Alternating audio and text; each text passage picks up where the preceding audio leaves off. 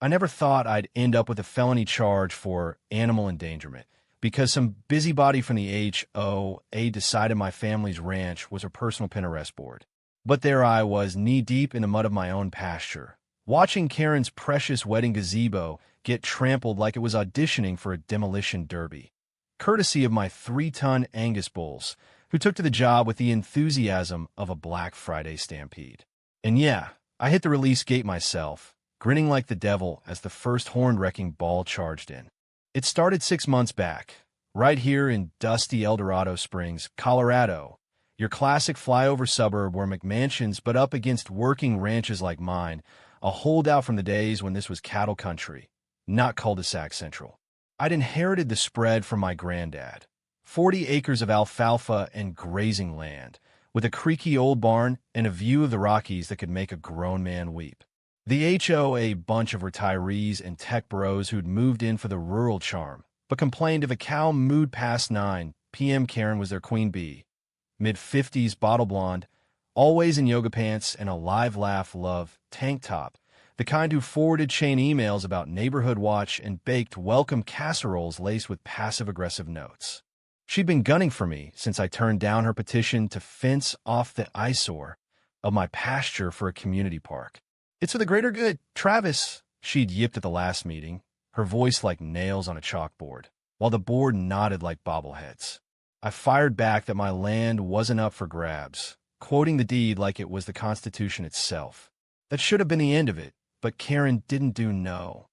Next thing I know, surveyors are creeping around my fence line at dawn, stakes popping up like mushrooms after rain.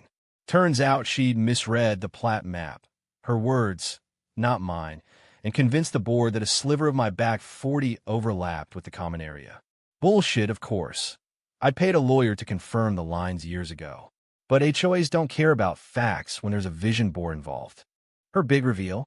A wedding gazebo for her niece's nuptials. White lattice, twinkling lights, the works, plunked right in the middle of my prime grazing spot. Crews showed up with permits from the county, greased by Karen's donations, I later learned. And by week 2, it was half up, blocking my irrigation ditch and scaring my herd into the far corners. I confronted her at the site, heart pounding like a jackhammer. "This is trespassing, Karen. Get it off my land, or I'll make you." She just laughed, flipping her ponytail like we were in a sorority spat. "Oh, Travis, lighten up. It's temporary. Think of the photos. Besides, your cows could use the company. They're so rustic." Rustic? That was code for poor white trash clinging to the past, and it lit my fuse. I called the sheriff, but he shrugged. HOA paperwork looked legit on paper. So I stewed, plodding in the quiet hours while nursing a Coors and staring at the stars, the betrayal burning hotter than a branding iron. This wasn't just about land. It was my legacy, my blood in the soil, pissed on by some import from the burbs who thought rules bent for a manicure. By the time the wedding eve rolled around, I'd had enough. Karen's crew had strung fairy lights and hauled in folding chairs, turning my pasture into a fairy tale farce. Guests were due at dawn, caterers, a string quartet, the whole nine. I waited till midnight, the moon high and mocking, then slipped into the barn. My bulls, Big Bertha, Thunder, and Old One Eye, were restless, sensing the thunder in my veins. I whispered apologies to Granddad's ghost, then yanked the gate latch. They exploded out like freight trains, hooves thundering, eyes wild with the joy of destruction. The gazebo didn't stand a chance. Lattice splintered, lights popped like fireworks. Chairs flew like confetti in a twister.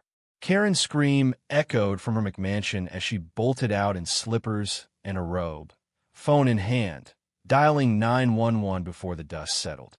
The fallout? Chaos, pure and sweet. Her niece's wedding got relocated to the VFW hall, budget slashed, photos ruined by the cow patty aesthetic. The HOA board turned on Karen faster than milk sours. Audits revealing her donations were kickbacks. She sued me for damages, but my lawyer shredded her misread map in court, exposing the fraud. I walked with a fine in community service, mucking stalls at the local shelter, ironic as hell, but no jail time. Karen? She lost her board seat, her social standing cratered. Half the neighborhood ghosted her group chats, and whispers say she's selling up, fleeing to Florida where the HOAs are meaner, but the beaches don't judge. Last I heard, she's posting rants on Nextdoor about entitled ranchers, but nobody bites. Me? I replanted the alfalfa, watched my bulls graze peaceful as you please, and raised a cold one to the stars. Revenge isn't sweet. It's got a kick like bourbon, leaves you warm and wondering if you'd do it again. Damn right I would.